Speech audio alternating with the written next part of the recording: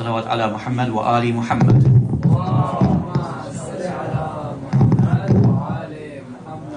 Let us begin with a Surah Al-Fatiha for all of our marhumin.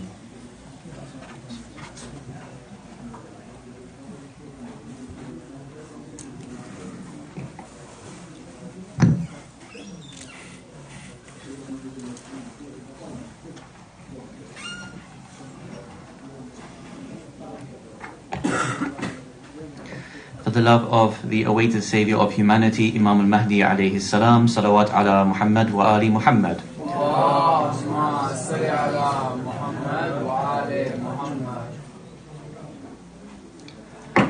أعوذ بالله من الشيطان الرجيم بسم الله الرحمن الرحيم الحمد لله رب العالمين الحمد لله الذي هدانا لهذا وما كنا لنهتدي لولا أن هدانا الله والصلاة والسلام على أشرف الأنبياء والمرسلين خاتم النبيين سيدنا الممجد بشير المصدق المصطفى الأمجد محمود الأحمد أبي القاسم محمد وعلى أهل بيته الطيبين الطاهرين المعصومين ولعنة الله على الظالمين من الأولين والآخرين أما بعد فقد قال الله سبحانه وتعالى في كتابه المجيد وفرقانه الحميد وقوله الحق بسم الله الرحمن الرحيم إن فرعون وهامان وجنودهما كانوا خاطئين آمنا بالله صدق الله العلي العظيم صلوات على محمد وآل محمد اللهم صل على محمد وآل محمد وعجل. Awaited Saviour of humanity, Imam al-Mahdi alayhi salam, my respected elders, brothers and sisters, Assalamu alaikum jami'an wa rahmatullahi wa barakatuh.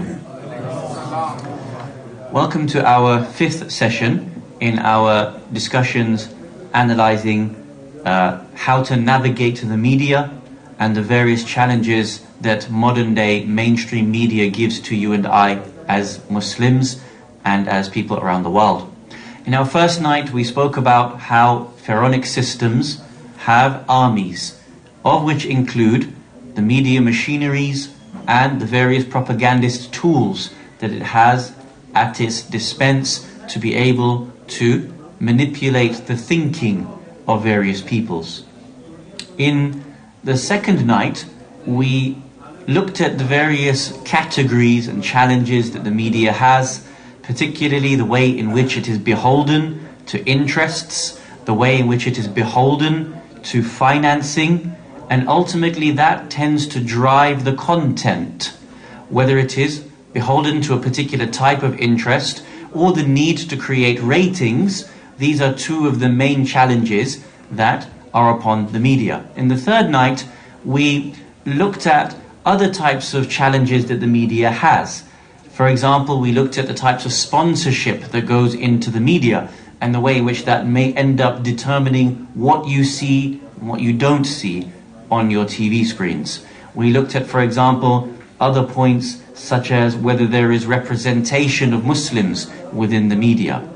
The next night we started to look at the way in which narratives are created within the media. Last night we spoke about how the Quran discusses narratives being created around the personality of the Holy Prophet of Islam, Rasulullah Muhammad sallallahu alayhi wa alihi wasallam.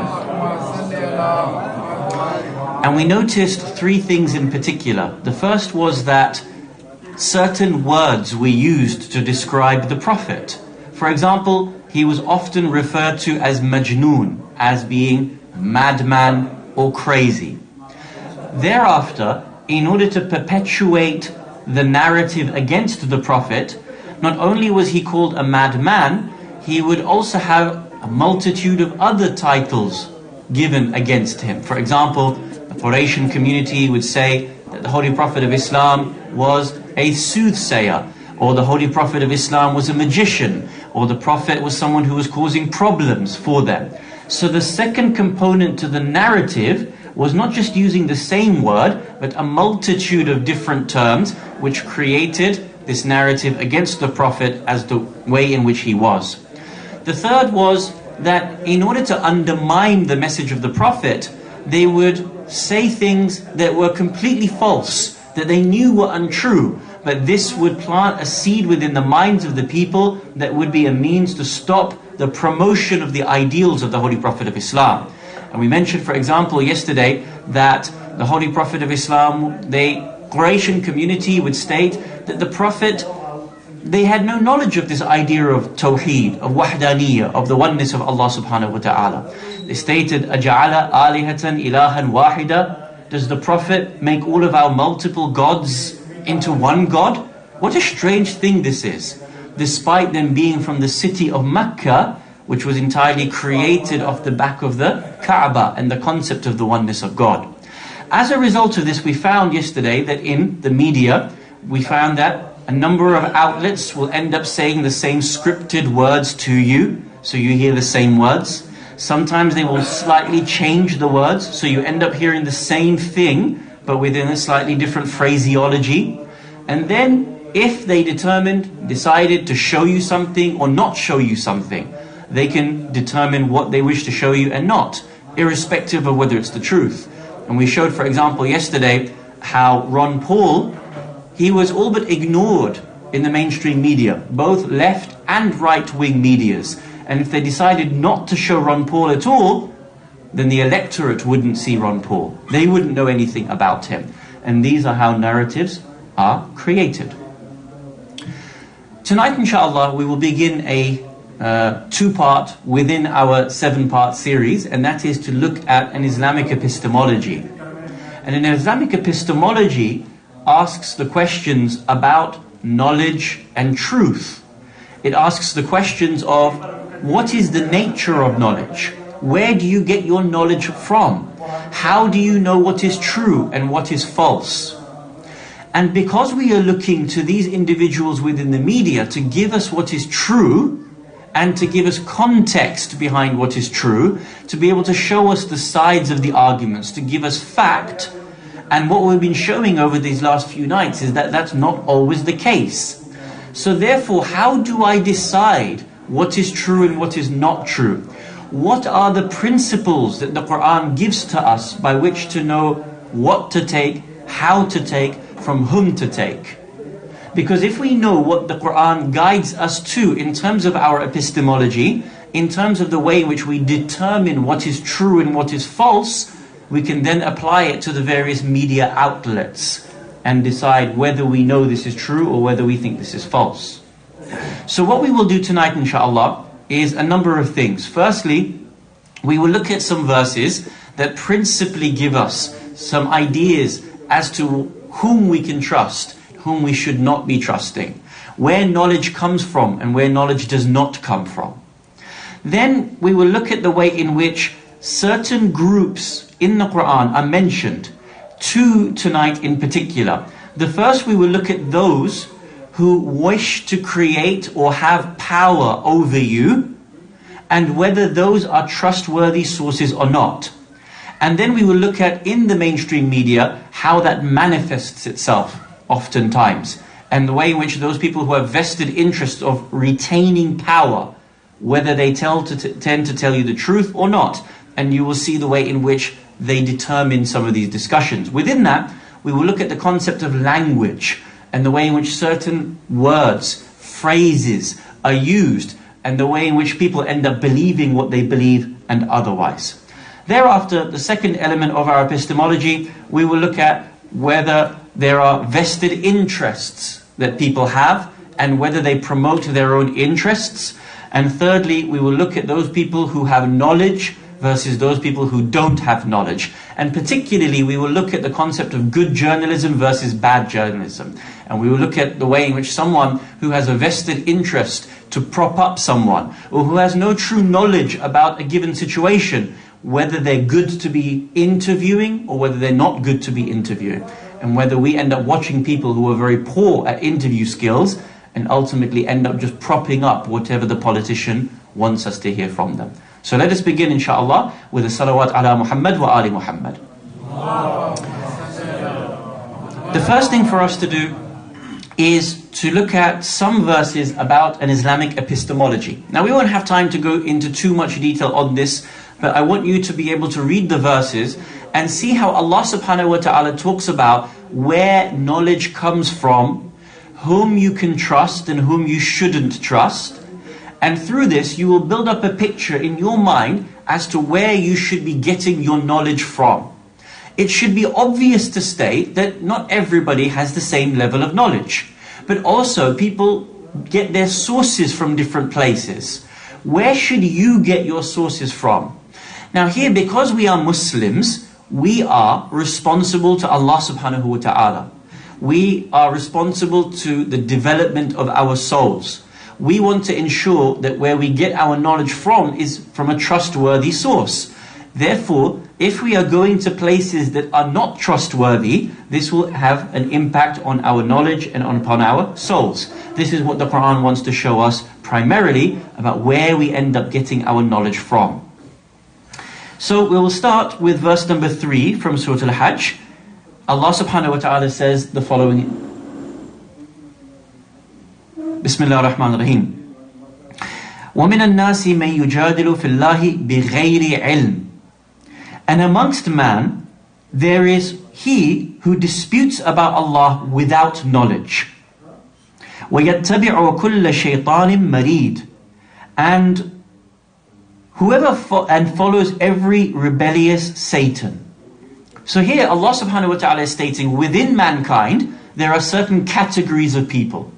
So now you want to see these categories and you'll be able to determine for yourself whether these are people you should follow, whether these are people you should take your knowledge from or not. The first one, amongst mankind, there is he who disputes about Allah without knowledge. So he has no knowledge about something, and specifically about God, yet he will dispute about God. If you take from that person, what would happen? Now, not only does he not have knowledge and he disputes about God without any knowledge, he also follows every rebellious Satan. So now he has no knowledge and he ends up following every rebellious Satan. If you end up following that person, what's going to happen to you? You end up really taken from every rebellious Satan. Because he is taking from the rebellious Satan and you are taking from him. Verse 4. كُتِبَ عَلَيْهِ. It is written against him. أنه من تولاه فأنه يذله ويهديه إلى عذاب السعير. Against him it is written down that whoever takes him as a friend, whoever follows that person who disputes about Allah without any knowledge and follows every rebellious Satan, if you take him for a friend, he shall lead him astray and conduct him to the chastisement and the burning fire. So now if you take from that person, you will go astray and he will end up taking you towards the burning fire. Verse number 8. Bismillahir Rahmanir Rahim. وَمِنَ النَّاسِ مَنْ يُجَادِلُ فِي اللَّهِ بِغَيْرِ عِلْمٍ. It starts again. And amongst mankind, this is another type of person. Should you be listening to him? Should you follow him? Should you take him as truthful, authoritative? وَمِنَ النَّاسِ مَنْ يُجَادِلُ فِي اللَّهِ بِغَيْرِ عِلْمٍ. And amongst man, there is he who disputes about Allah without knowledge. وَلَا هُدًى وَلَا كِتَابٍ مُنِيرٍ. This time, it's not that he disputes with Allah and he follows every rebellious Satan. This is one category of person. This time, he disputes with Allah or about Allah without knowledge and وَلَا هُدًى, and he doesn't have any guidance. And وَلَا كِتَابٍ مُنِيرٍ, and he doesn't have an illuminating book. So this second type of person is the person who not only, he doesn't follow rebellious Satan. What happens? He doesn't have any guidance for himself. There's nothing positive over him. There's nothing that he studied. There's nothing that he understands. There's nothing guiding him in his thinking. He is a complete individual who decides for himself what he wants to think and what he wants to say. What happens if you follow that type of person? Now what do you see in the characteristics of such a person in verse 9? What does he display within himself? ثَانِيَ عِطْفِهِ لِيُذِلَّ عَنْ سَبِيلِ اللَّهِ. Turning away haughtily, arrogantly, that he may lead others astray from the way of Allah. لَهُ فِي الدُّنْيَا خِزْيٌ. For him is disgrace in this world. وَنُذِيقُهُ يَوْمَ الْقِيَامَةِ عَذَابَ الْحَرِيقِ. And for him, we will make him taste the burning chastisement of hellfire. Why? ذَلِكَ بِمَا قَدَّمَتْ يَدَاكَ وَأَنَّ اللَّهَ لَيْسَ بِظَلَّامٍ لِلْعَبِيدِ. This is due to what his two hands have sent before. And Allah is not in the least unjust to his servants. So a second type of person is this type of person. Where does he end up? Again, it makes you question. Do I take from such a person who has no knowledge, who has no guidance, or not? Verse number 11. وَمِنَ النَّاسِ, and amongst mankind. So it's another type of person. وَمِنَ النَّاسِ مَنْ يَعْبُدُ اللَّهِ عَلَى حَرْفٍ. Amongst man is he who actually worships Allah. But the way in which he worships Allah is that as if he's standing on a ledge. فَإِنْ أَصَابَهُ خَيْرٌ اطْمَأَنَّ بِهِ. So that if good befalls him, he is satisfied with God, he's happy with God. But if a trial was to afflict him, he turns back away from Allah subhanahu wa ta'ala. What is this type of person? He's unsure of himself. He doesn't know where to turn. Good afflicts him, he goes in one direction. Bad afflicts him, he goes in another direction. He doesn't have any sense of himself. There's no certainty in the way in which he's acting. وَإِنْ أَصَابَتْهُ فِتْنَةُ إِنْ قَلَبَ عَلَى وَجْهِهِ خَسِرَ الدُّنْيَا وَالْآخِرَةِ. He has lost his dunya and akhirah. He doesn't know which way to go. ذَلِكَ هُوَ الْخُسْرَانُ الْمُبِينُ. And that is real, true loss, manifest loss, to lose your dunya and to lose your akhirah.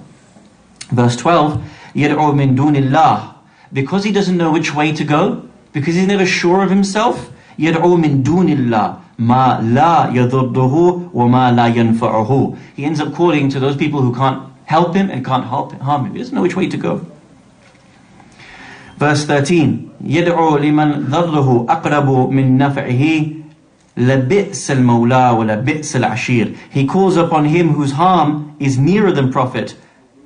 Evil certainly is his guardian, and certainly evil is the associate. Again, this type of person, he doesn't know where to go. He just goes wherever he thinks he can get assistance. Now here, the point I want to make is that Allah subhanahu wa ta'ala in many verses of the Quran lays down those people whom are trustworthy and whom are not trustworthy.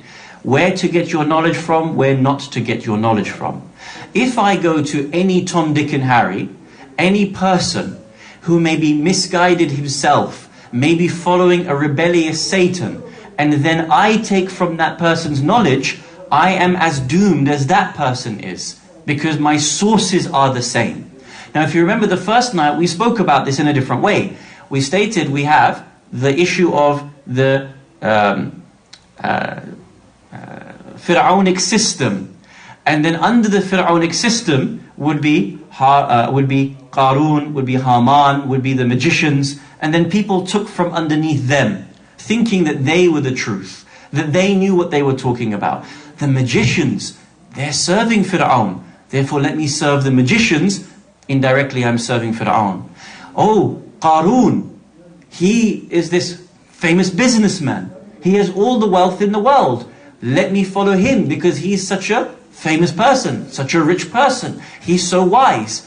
He was following Fir'aun. I'm as doomed as Qarun is. Haman is this great minister, the vizier. Let me follow him. He's as doomed as Fir'aun. And the chain goes this way. Here Allah subhanahu wa ta'ala wants to show us that there are going to be people that don't deserve you to follow them, that don't have the knowledge or the authority to be followed. Be careful where you take your knowledge from, lest you end up like them.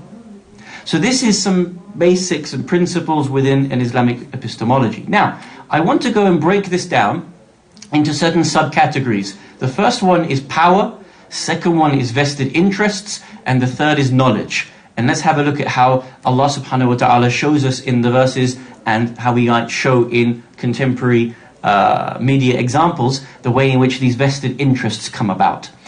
If we turn now to chapter number 10, Surah Yunus, verse number 24. Allah subhanahu wa ta'ala has a most interesting verse. This verse actually is a verse that speaks about globalization. At the end of times, globalization must take place. We often talk about queries around nationalism, globalization. This verse specifically predicts that globalization will take place. We don't have time to look into that side of the verse, but I want to mention one part of the verse. If you could just highlight it, it says, people think that they have power over the earth. That's the part of the verse that we're actually going to speak about. So now, the verse says, the earth shall put on its golden raiment and become garnished. The earth, meaning the whole earth, not part of the earth, not certain countries, not Arabia. The earth shall put on its golden raiment. حَتَّى إِذَا أَخَذَتِ الْأَرْضُ زُخْرُفُهَا وَزَيَّنَتْ. The earth will become adorned, beautiful. Right? Think about the earth at night lit up with all of the cities, beautiful lights at night. Think about the beauty that we have in this world. Dubai, New York, the entirety of how beautiful this world has become. So Allah subhanahu wa ta'ala predicts that the earth will become adorned with a golden raiment and garnished. And now, what is the sign of when the earth becomes like this? وَذَنَّ أَهْلُهَا أَنَّهُمْ قَادِرُونَ عَلَيْهَا. That people will think that they can have power over the earth. They think that they can manipulate such that they will have power over the entirety of the planet. Now that proves globalization, because even Fir'aun didn't believe that he could have power over the entire planet. But now there are people who think that they are so powerful, they can rule the entire world. They can govern the way the entire world is, the way in which people think, because they have power over it. Now, this is mentioned as a negative, that those people who think that they have power over the world, this is a negative feature of their characteristic. Should we be taking from them? Should we not be taking from them? Now what we're going to do is have a look at the way in which this manifests itself in terms of language within media. People try to control the media narrative through certain words, through certain phraseologies. In Islam, there is a discussion in fiqh, which is a debate over whether language and words have a meaning to them inherently, or whether words through our own exchange of the way in which words are used end up determining having a meaning. So for example, the word salah originally meant dua. But after the Quran was revealed and the Muslims started to use the word salah just for the 5 daily prayers, or for the type of salah that we have with our prayers, the meaning of that word salah changed from being primarily dua to being the practice of salah. Qiyam, ruku, sajda, and so on and so forth. So when we use certain words, sometimes they pick up meaning. We begin to put a value to it. We begin to place a meaning within that word. The same thing happens with some of the words that are used within the media as well. Some of those words are repeated so often that they pick up meaning, and we tend to employ them for those meanings as well. So for example, if I said to you, America is the greatest country on earth. That phrase, that term is being used so often that it's almost indisputable. You can't imagine an American politician standing up in a debate and saying, America is not the greatest country. Here, let me prove it to you statistically. Right? How many people are incarcerated per capita? How much poverty there is per capita? Right? We showed you yesterday the index of whether, or the night before, whether your media is free or not free. You're the 45th country in the world when it comes to free media. So there's a statement, people begin to believe it because it's said over and over again. It doesn't make it true statistically or by virtue of proof. Or another example, the president is the leader of the free world. Right? Well, firstly, what is the free world? Why does it mean that he's the leader of the free world? I would argue In terms of the influence, the positive influence in the Western world, Chancellor Angela Merkel today is far more influential positively than the President of the United States of America. So what makes the President the leader of the free world? What is the free world? What does that mean? So the rest of the world is not free. Why are they not free? Right? But that's just regurgitated, and you wouldn't believe how many Muslims end up regurgitating that same phrase, thinking it to be true. Why? Because it's just said over and over and over again by the media. So it almost becomes true. So now what you find is that people who have certain power interests, they will create these phrases, and we will begin to believe them and imbibe them for ourselves. Are they true? Are they not true? Do they speak from a place of knowledge or not? Are they speaking from guidance or not? If they are not speaking from guidance and you are following them, then you are as doomed as they are in that sense. So now I want to first start with a clip from Professor Chomsky. It starts at the beginning, and we'll just listen to it for about 3 or 4 minutes. In political discourse, every term has two meanings. You got to start by recognizing that. So democracy has an official meaning, which is something like, the ability of the public to take part in running their own affairs or something. But it also has a technical meaning, the one that's actually used. Something is a democracy if it's run by the business classes. If business runs it, especially business elements that are supportive of U.S. interests, then it's a democracy. If not, it's not a democracy. It doesn't matter. Nothing else matters virtually. You'll notice that this criterion works quite perfectly for identifying democracy. Same is true of the term peace process. It has a dictionary meaning. In the dictionary meaning, a peace process is some kind of process that's trying to lead towards peace. But it also has a technical meaning. The technical meaning, in its technical meaning, it refers to whatever the United States happens to be advocating at a particular moment. Whatever diplomatic initiatives the United States is advocating, that's the peace process.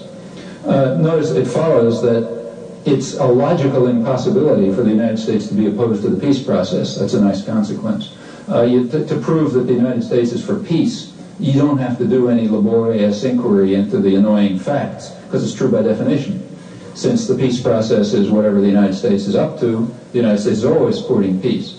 And the U.S. enemies are always opposed to peace, because they're not supporting what the U.S. is up to, and by definition that means they're opposed to peace. You'll never find in the U.S. media, or for that matter in U.S. scholarship, for the most part, any such phrase as the United States is opposing the peace process, or the United States is trying to block the peace process. You can't find such statements because they'd be logical contradictions. Actually, I made this statement in a talk in Seattle a couple of months ago, and there is a media analysis group in the graduate school there, and a couple of weeks later I got a letter from somebody saying he was kind of intrigued, so he did a database study of the New York Times over 10 years, and he found, I don't know, like 900 references to peace process and checked them all out. And in fact, there's not one case where the United States was opposed to the peace process. It's pretty remarkable, because that was a period when the United States was trying to undermine diplomatic negotiations and settlement in Central America and in the Middle East and so on. Notice that's pretty remarkable. Even the most sublime state, you'd expect that it wouldn't always be in favor of the peace process, maybe just by error or misunderstanding. But in the case of the United States, it's 100. I suspect it's 100%. You might check and see if you can find any exception. And the reason is it's just true by definition, since the peace process is what. So here, as you're hearing from Professor Chomsky, that certain language, even though it may have a dictionary definition, in the way in which it's used in the media, has a technical definition, i.e. it becomes used in a certain way over a period of time, and that is the conveyed meaning that is within that term now. It has changed from its dictionary definition to its technical definition. And here he gives the example of the words peace process, that you will always find, as he stated, for 10 years in the New York Times, 900 times the words peace process was used, and always somehow the United States of America was for the peace process, somehow never against it. But that cannot be factually correct, especially when you factor in weapons sales, overthrow of governments, economic blockades, and so on and so forth. So how can you always be there for the peace process? But that's because the media has that line. And as we stated to you, there are always going to be the relationships between a system and those that work for the system, be it the pharaonic system and what comes underneath it, or whether it be today, we highlighted in the previous nights, there is a relationship between media, state media, corporate media, and the vested interest that they all have together to keep power amongst themselves as concentrated power. Now, in order to prove what Chomsky has just said, I'm bringing up 3 articles, and I'm just going to show you what various different outlets might say about US peace processes. And we'll just very quickly read various different organizations to show whether Professor Chomsky is right or he's not right. So this is, the first one is the Jordan Times. So obviously it comes from state media from Jordan. Jordan Times states the following: US is committed to the peace process despite Trump decision, says Rex Tillerson. So the US is committed despite what their president does. So the president may not be committed to peace, but the US is committed to peace. Now, Jordan Times, you would think that it wouldn't have to follow the status quo. It could just be honest and have a different headline. It can't. I could show you a multitude from Jordan Times where it says exactly the same thing over a number of years. If you just read, for example, some of this article, the opening lines, and we see how it is stated, US Secretary of State Rex Tillerson on Wednesday said that the US is very committed to the Middle East peace process, despite Washington's decision to move the US embassy in Tel Aviv to Jerusalem. Justifying it. We're always committed to peace. We're never the ones who create aggression. We're never the ones who are against peace. We're always the ones for peace.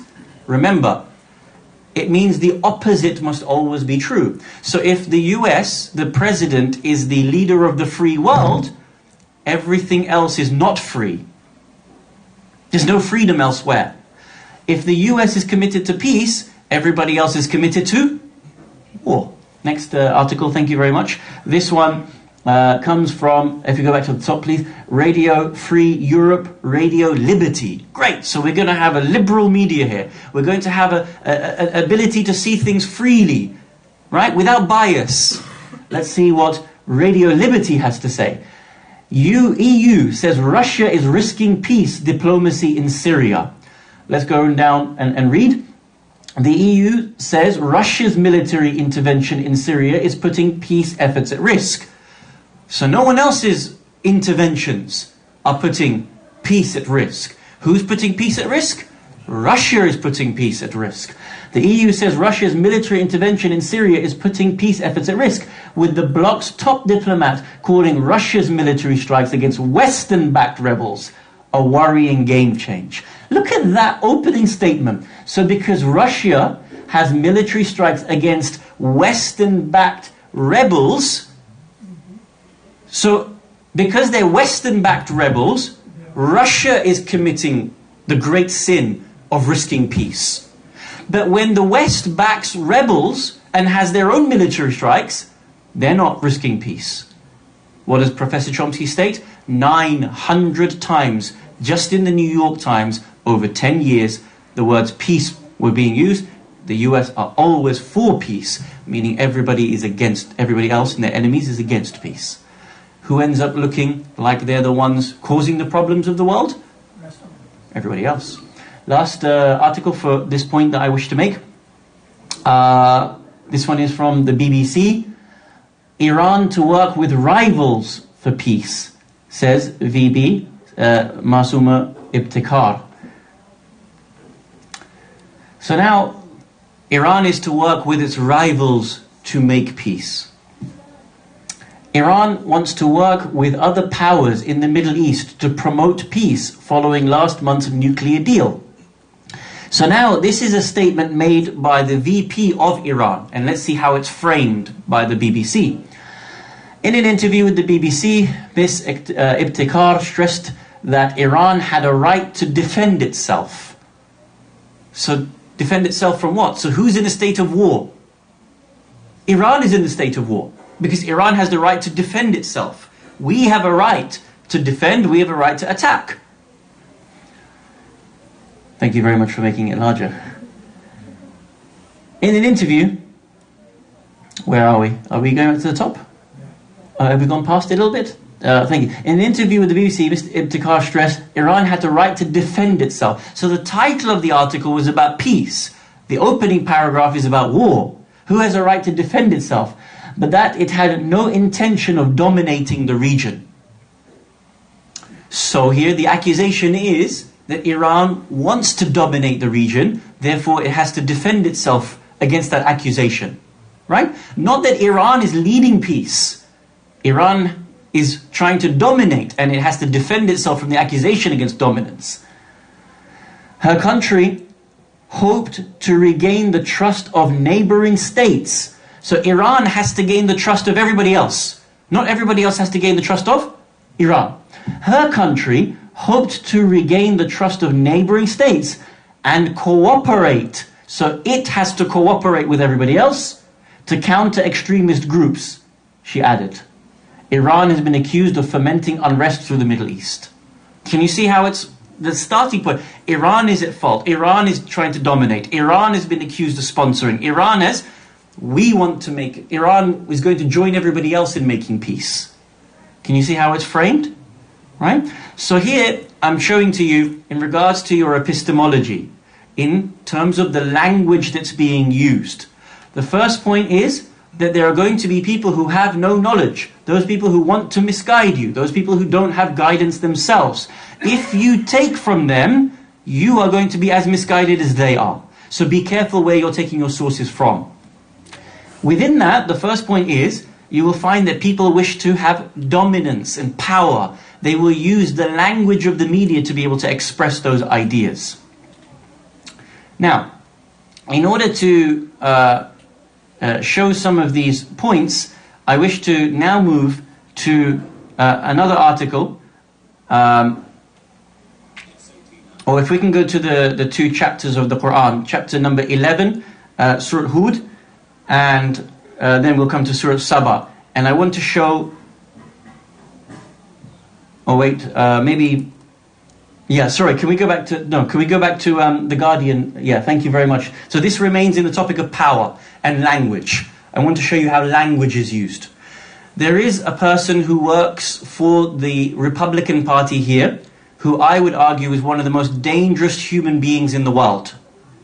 His name is Frank Luntz, or Frank Luntz, depending on how you pronounce it. Frank Luntz is an advisor to the Republican Party, a pollster for the Republican Party, and he was an advisor specifically to George W. Bush during his tenure of presidency. He, if you go and read his biography and his works, he's an expert in language and how to manipulate language. His job has always been to find out how people think and react to certain words, phrases, terminologies, and then use it against you or to switch the language to use it against you. The most famous example I can give to you where he decided to change the way in which we understand global warming. W. Bush went to him and said, the Republican Party has a bad reputation when it comes to global warming. We need to get people to not think global warming is a bad thing. Help us. So do you know what he did? He decided to use a different term, climate change. Global warming has a negative meaning to it. Everybody knows the world is warming. It's a statement of fact, global warming. It is happening. Climate change is more neutral.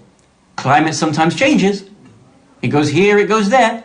And no one yet has created a meaning, placed a value to that. So if we use it, then we can determine the meaning. And people will no longer use global warming, they will use climate change. So over a period of time, what came from government policy all the way down to media was that media stopped using the words global warming and started to use the words climate change instead. And that's why we end up using that word, because it was more neutral and wouldn't have a negative effect on your thinking. Have a look at what this says. I might need... Yeah, is it big enough for everyone to read? The US, thank you so much, the US Republican Party is changing tactics. Remember, this is The Guardian. This is no ordinary, this is not conspiracy theory. The US Republican Party is changing tactics on the environment, avoiding frightening phrases such as global warming, after a confidential party memo warned that it is the domestic issue on which George Bush is most vulnerable. So rather than helping the planet, let's just change the way in which we use certain words so that I'm not vulnerable anymore. The memo by the leading Republican consultant, Frank Luntz, concedes the party has lost the environmental communications battle and urges its politicians to encourage the public in the view that there is no scientific consensus on the dangers of greenhouse gases. The scientific debate is closing against us, but not yet. We can still exploit humanity and destroy humanity. There is still a window of opportunity to challenge the science, Mr. Luntz writes in the memo. So rather than challenging science with science, let's just get you to use a different term. There is still a window of opportunity to challenge the science, Mr. Luntz writes in the memo, obtained by the Environmental Working Group, a Washington-based campaign organization. You can read more of it if you wish for your own time. My point is, the Quran says, one of the signs of the end of time, أَنَّهُمْ قَادِرُونَ عَلَيْهَا. They will try to have power over the world. And the way in which they do this in the media sense is to use certain language that has a value or a meaning within it. And that will be part of the framing of the narrative that comes up. Okay, thank you very much. Now, we're going to go now to the second element of seeing how some of these epistemological issues work. And we will be looking at people's vested interests and the way in which vested interests of the media ends up having a determining factor on the way in which you think. So now I want to show you a couple of verses from the Quran which show you that there are people who will always manipulate you for their vested interests. This one is in the first one is from Surah Hud, chapter number 11, verses 25 to 28. Allah subhanahu wa ta'ala says the following, Bismillahir Rahmanir Rahim. وَلَقَدْ أَرْسَلْنَا نُوحًا إِلَىٰ قَوْمِهِ إِنِّي لَكُمْ نَذِيرٌ مُبِينٌ. And certainly we sent Nuh to his people. Surely I am a plain warner to you. أَلَّا تَعْبُدُوا إِلَّا اللَّهِ. Look at the message of Nuh alayhi salam. Do not serve any other than Allah. إِنِّي أَخَافُ عَلَيْكُمْ عَذَابَ يَوْمٍ أَلِيمٍ. I fear for you a punishment on the day of judgment. Now what happens? Have a look at whom is going to change the narrative and how they're going to change the narrative and what interests they have. فَقَالَ الْمَلَأُ الَّذِينَ كَفَرُوا مِنْ قَوْمِهِ مَا نَرَاكَ إِلَّا بَشَرًا مِثْلَنَا. The chiefs, the powerful, the elites of that group, that community of Nuh responded by saying, الَّذِينَ كَفَرُوا مِنْ قَوْمِهِ, those who disbelieved from amongst the community, مَا نَرَاكَ إِلَّا بَشَرًا مِثْلَنَا. We don't consider you anything immortal except like ourselves. وَمَا نَرَاكَ اتَّبَعَكَ إِلَّا الَّذِينَ هُمْ أَرَاذِلُنَا بَادِيَ الرَّأْيِ. We don't consider you but immortal like ourselves. We don't see that anyone who follows you except those who are the low people. They're the mean people of society. We are the elites. What do? They create a class warfare. In Islam, there is no such thing as a class warfare. The poor are not against the rich for the sake of it. Here, the elites create a class warfare. We don't see anyone following you, Nuh, except the mean, the low, the tattered, the hungry, the needy. We, however, are the elites. If your message was worthwhile, we would believe you. So what do? They create a class warfare. Why? To keep their power, keep their interests.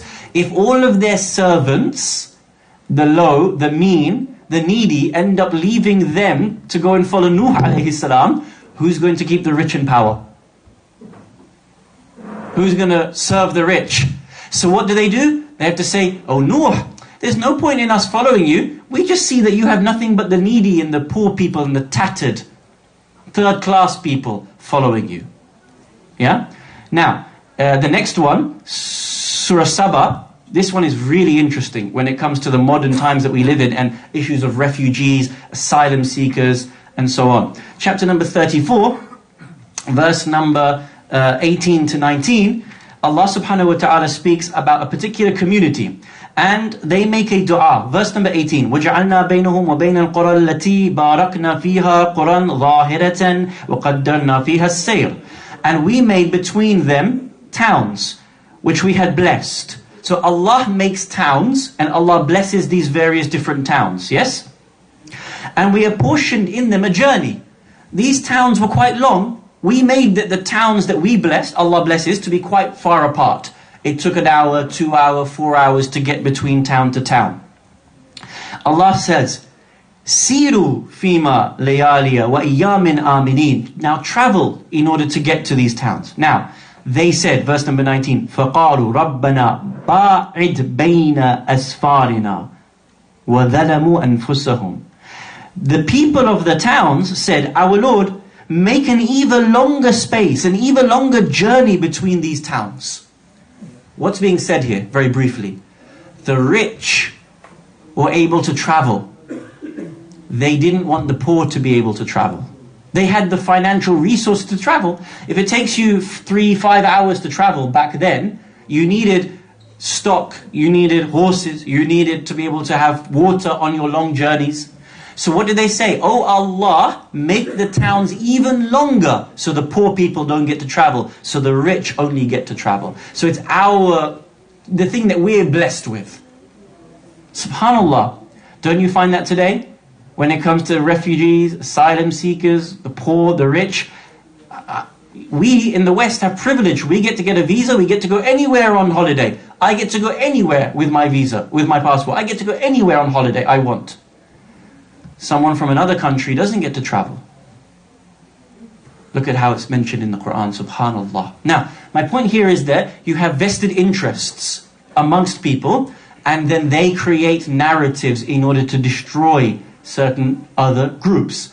I've got some pictures and I want to show you something really interesting. Now, this is the British tabloid media, and they are basically working with the Tory party, which is our version of the GOP, the Conservative Party. I'm just going to show you, not this one, thank you. We'll come back to that one at the end, inshallah. So I'm going to show you some front pages of various different right-wing tabloids, which are read by certain groups of people. And look at the way in which they're framing the issue on the front page. And this is constant. We're talking a constant barrage. And I'm going to show you how it affects people thinking. So here, benefits made me 23 stone. Benefits, scroungers, people who get to take benefits. I think you have the same issue when it comes here between the Republican Party and the Democratic Party, the argument over who gets to have welfare and so on and so forth. £52,000 in handouts, 12 kids, another on the way. Now they're getting a super home from the government. Next slide, thank you so much. 4 million scrounging families in Britain. Next slide. Scroungers on £85,000 a year benefits. Next slide. Sick benefits, 75% are faking. War on the scroungers.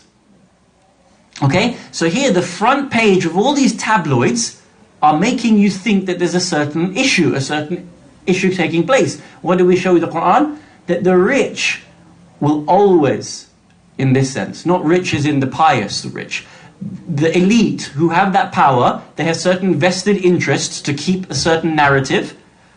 Are you going to take from them or are you not going to take from them? What happens is, they build this narrative. Now I have with me a book I recommend everybody to read by Owen Jones, a UK-based journalist, fantastic journalist, called The Establishment. And of course, his title is "And How They Get Away With It."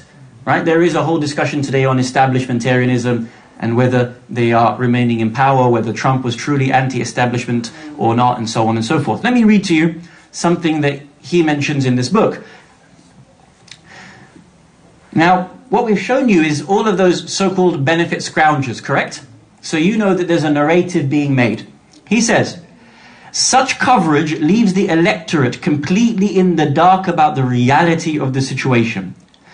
A YouGov poll published in January 2013, at the same time when these papers are coming out, still happens till today, a YouGov poll published in January 2013 found that on average, people estimated 27% of Social Security was fraudulent.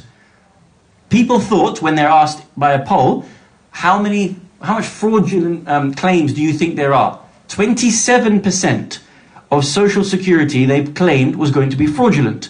The actual figure was 0.7%. Tiny of actual fraudulent claims, 0.7%. But because of these types of, headlines, they thought it was 27%, as opposed to the true figure of 0.7%. Again, in this YouGov poll, 41% of Social Security, people thought, 41% of Social Security goes to unemployed people. The actual percentage was 3 people.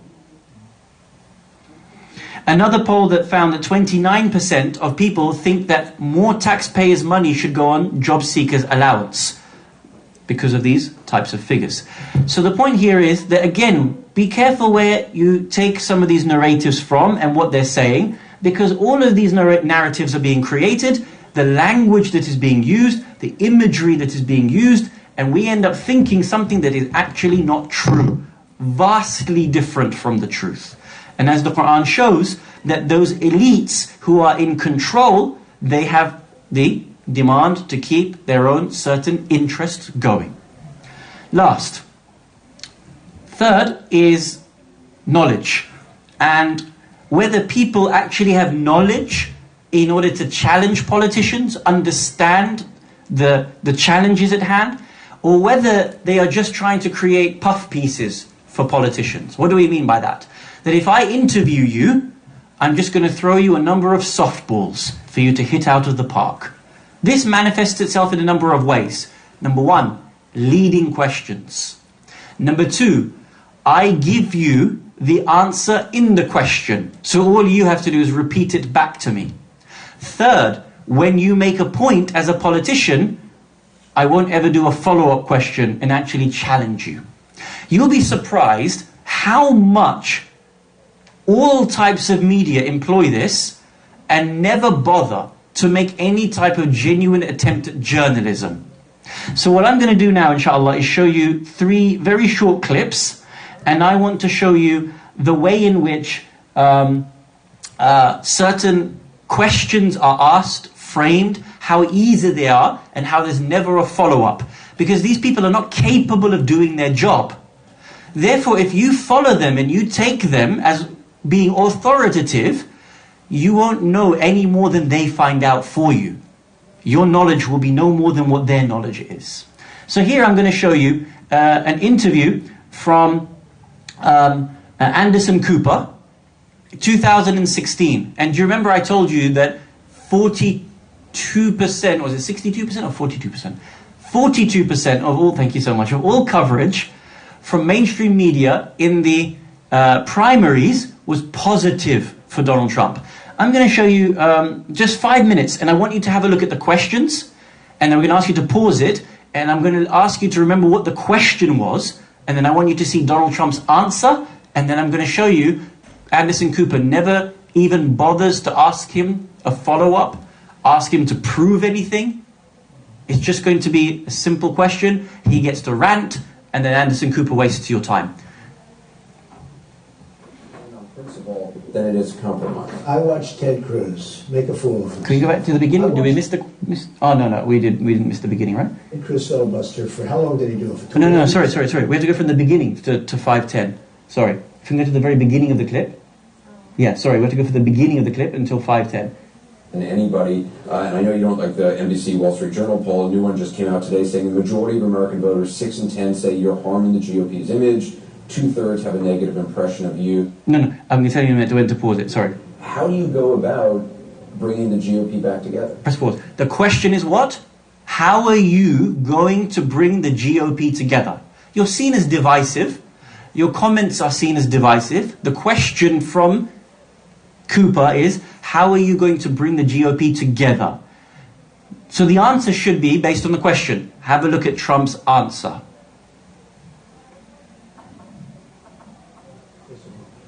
Millions of people now are voting more, as we just said, more than they were 4 years ago, 8 years ago, 16 years ago. Millions and millions of people. They've never seen anything like it. I was in South Carolina, and a woman came up who was at the polling, and she said, you know, Mr. Trump, I've done this for 24 years. I've never seen anything like it. Yeah, there's a lot of higher voter turnout. So you're saying that's bringing new... So now his answer is, how are you going to bring the GOP together? Millions and millions and millions of more people are voting. It's not an answer to the question. So now Cooper has to help him out. What does he say to him? Oh, so basically because there's a higher turnout, you think you're going to bring that higher turnout together. You're giving him the answer. Okay, let's carry on. But many more people are coming in. You know where they're coming from? The Democrats and the independents and the people that never voted before. What's that got to do with the question? Don't kid yourself. The people that never voted before, that's a huge part of it. Huge. They are coming in tremendous numbers. So many people have told me that, Anderson. They said, I've never voted before. I mean, these are people that are 60 years old. I'm not talking about somebody that's 18. Okay, so a 60-year-old is voting. How are you going to bring the GOP together? They've never voted before, and they're coming in. And I've had hundreds of people telling me that just walking down the line, shaking hands. So when Lindsey Graham said in January, choosing between you and Cruz would be like choosing between being shot or poisoned, he's now saying he would go for Cruz. Yeah, that's okay. Look, let me explain. I was very hard on him. He was very nasty also. They were all nasty. And when they're bad, you have to do something about it. Lindsey Graham started at 7%. I got into the race, and he attacked me. And Lindsey Graham went home at 0. Lindsey Graham in South Carolina, where he's a senator. So the question still is, how are you going to bring the GOP together? You are being told, choosing between you and Cruz is like being shot or being poisoned. So you're really divisive. How are you going to bring people together? When I was at 40, and I won South Carolina in the primary. No, just so you understand. And I watched this guy who ran for president, and he left in disgrace. He was a fool. He left in disgrace. Okay, in disgrace. He made a fool out of himself. I don't think he could be elected again in South Carolina because he ran so badly. Okay, now wait. Then I see him on television like nothing happened, talking about Donald Trump. Donald Trump is this, Donald Trump is that. I destroyed him in the sense that we were competing. We were combatants. How are you going to bring the GOP together? I destroyed him. Hear him talking about the war. I've been doing this for 10 years. I know more. You know why we've been doing it for 10 years? Because of guys like him. He wants to attack Syria and ISIS at the same time. Okay? Now, for what? How are you going to bring the GOP together? He wants to attack Syria and ISIS at the same time. What has that got to do with the question? I want to knock out ISIS. You do one at a time. So how does the GOP differ under Donald Trump than under... Listen to the question. New question. So Anderson Cooper he asked the question, helped him, and then didn't say to him, yes. But what's that got to do with anything? So now he just washes over it and goes to the new question. The new question is... It would be smarter. Go back 5 seconds, please. So the question is, how will the GOP differ between you and George W. Bush? So now I want you to hear the answers. And again, if someone's asking me, imagine you go for a job interview and you are asked that question and you give the answers. You expect a follow-up question, right? I will make the GOP smarter. Okay, how? One at a time. So how does the GOP differ under Donald Trump than under President Bush, than under... It would be smarter. It would save money. It would have balanced budgets. It would have many more products made in the United States. It would have smart trade, not free trade. Now, just so you understand, I'm a free trader. The problem with free trade, and it's very... How does the GOP differ between you and George W. Bush? Now, just to let you know, I'm a free trader. What's this got to do with anything? Please, carry on. You need smart leadership. To have free trade successfully, you have to have a really smart group of people at the top and person. We don't have that. We have people that are grossly incompetent.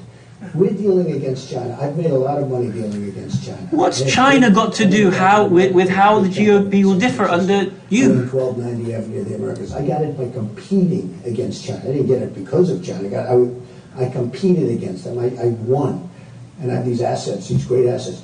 I've told you before, I have the biggest bank in the world is a tenant of mine in Manhattan. Who cares whether the biggest bank in the world is a tenant of yours? The question was, how will the GOP differ between you and George W. Bush? I respect China. They've gotten away with murder.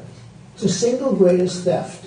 China got away with murder. What China has done to the United States. We've rebuilt China with what they've taken out of our country. I want to ask a couple things about Ted Cruz. Okay, again, no follow-up. It's pointless, this man asking him any questions. You may as well get a robot to do it.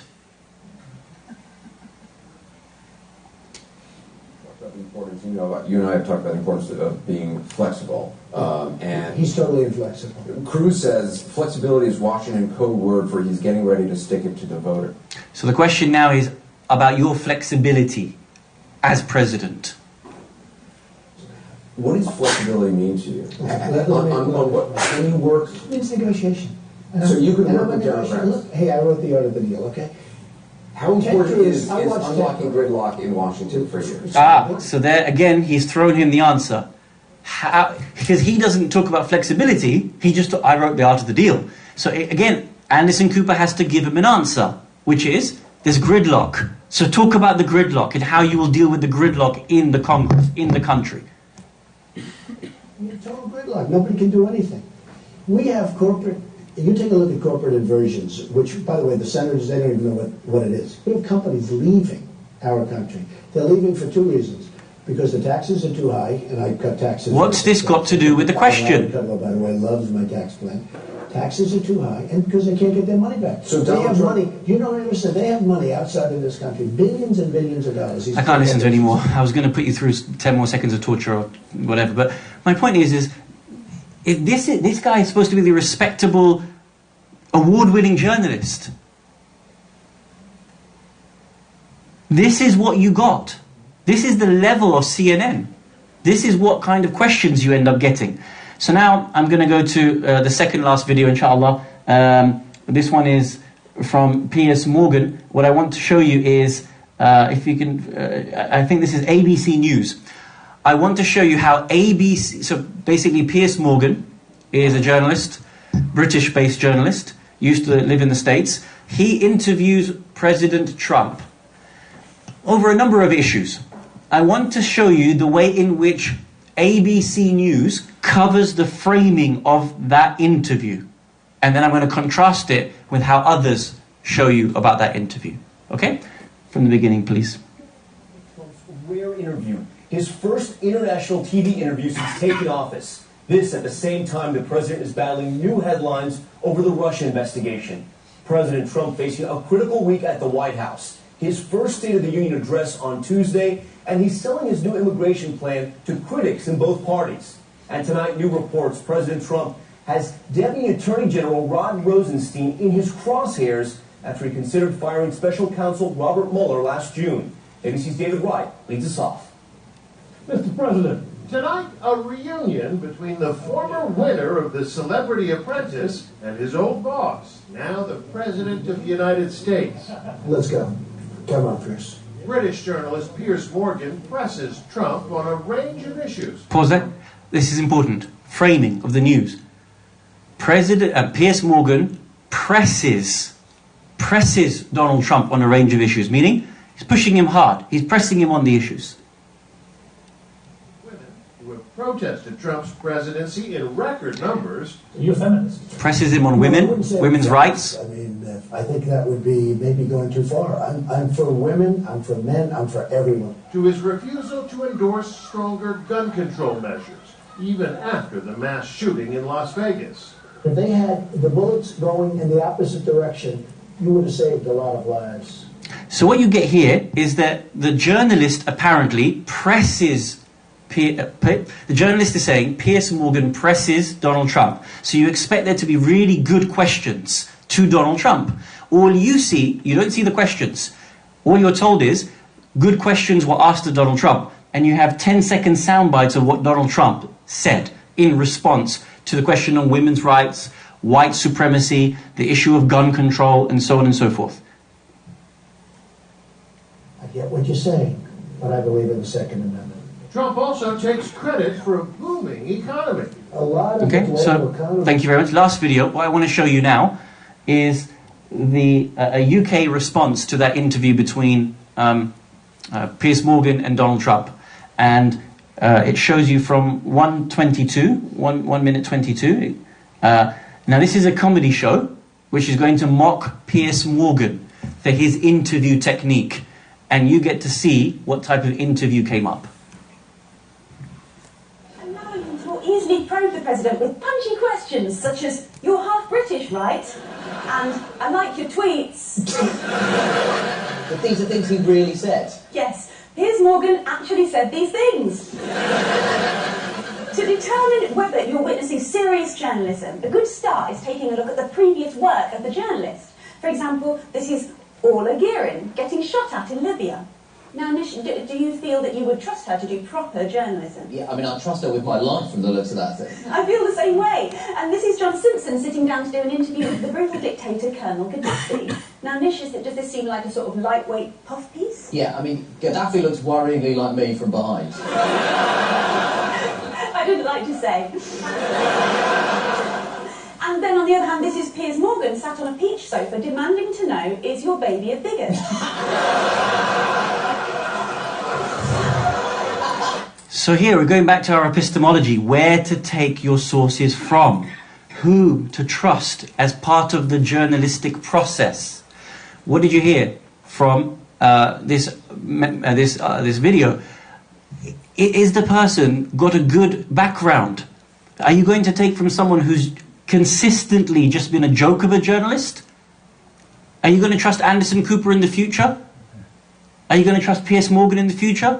Does he take his job seriously, or is he there just to puff up the president? It's real. He has failed to challenge some of Trump's slightly wild assertions. For instance, his statement that polar ice caps are at record levels. And they are, in a way. They're the smallest they've ever been. Perhaps that's what Piers thought he meant, and that's why he didn't get Let's say that. Has tremendous respect for women. Now, Nish, you know, I hate to be a facty Francis about it, but seeing as Trump is working to reduce access to family planning in both the US and the developing world, I think Piers could have afforded to show just a hint more scepticism. Maybe something like this. But give Trump his due, in the interview he declared that he wasn't a feminist, and to be fair, he definitely isn't. So that shows real integrity, doesn't it, Nick? Yeah, I mean, it's nice to hear him tell the truth for once in his life. Exactly, that's my point. From here, Piers was able to speak for all of Britain and actually thank Trump for apologising for retweeting racist videos. Nish, I loved it when Piers spoke for all of Britain, didn't you? I can't think of anything I hated more. You're right, I agree. He's an everyman, Nish. He represents us all. He's me, except he's a man. He's you, except he's white. He's every... He's not, and he's worse. Was, I like your tweets. What Piers Morgan heard was, the ice caps are at record levels, and didn't bother to follow up, just like Anderson Cooper didn't bother to follow up. Now, there's one last slide. Do you remember I wanted to show you before we conclude on the pictures? There was one last slide I wanted to show you. This is, can we expand it slightly? This is that interview that happened that we've been talking about, right? Where Piers Morgan interviews Donald Trump, and ABC News covers it by saying Donald Trump was pressed on the issues. And you just saw the video which says he wasn't pressed. Every time he said something stupid, Piers Morgan just let it go. I like your tweets. I'm your friend. You know how you know it's not serious journalism? You know how you know you're being mocked? Your time is being wasted? Go down. When these two are actually buddies and friends. No wonder he didn't ask him any tough questions. Look at what he says. Watch the interview. World exclusive. This is a tweet from Big Trophies at all costs. See his interview. And what you'll find across the media, majority of times, is this is the type of interview level that you will get. Watch out for it next time. And don't believe these people, puppets, these people who are just there to puff up the politicians. Be part of the theatre, as Jon Stewart said 2 or 3 nights ago. What does the Quran state? Don't take your knowledge from those people who themselves are misguided, those people themselves who have biases, those people themselves who have hatred, those people themselves who cannot be trusted. Don't take your knowledge from them. Don't believe in them. Otherwise, you are as misguided as they are. You end up at the same place in which they are at. This is where our epistemology comes in, and this is why you needed to see some of these clips to understand how power, how vested interest, how language comes about, and all of these things end up affecting your thinking and end up misguiding us towards certain ends. Tomorrow, inshallah, second part of our discussion on epistemology, 3 or 4 different arguments are made. Where do you take your sources from, inshallah? So this is part 1 of our epistemology. Think about what you're seeing in front of your eyes and realize this is the level of journalism that is in front of you. Walhamdulillah, Rabbil Alameen, wa sallallahu ala Sayyidina wa Nabiyyina Muhammad wa alihi at-tahirin.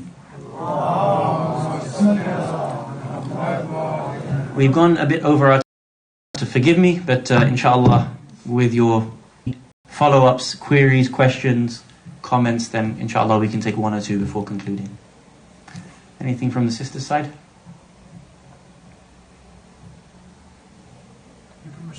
Journalism, and the last night we're going to answer that question, where to get good news from, as opposed to the kinds of things that I've had to show you over these last few nights. Khair, inshallah, thank you very much. Let's raise our other in dua. We ask Allah subhanahu wa ta'ala to hasten the appearance of Imam. If we are to pass away from this world before his coming, raise us from our great Muhammad. Ya Allah, there are many people around the world going through such desperate times, those people in a state of war, oppression, poverty, homelessness, disease and disaster.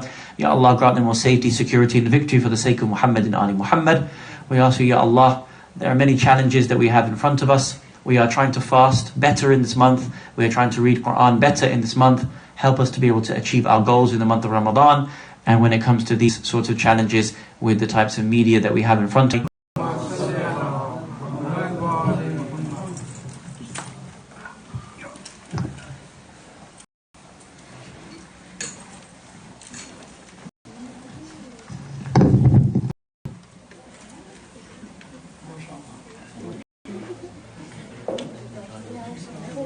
Yeah.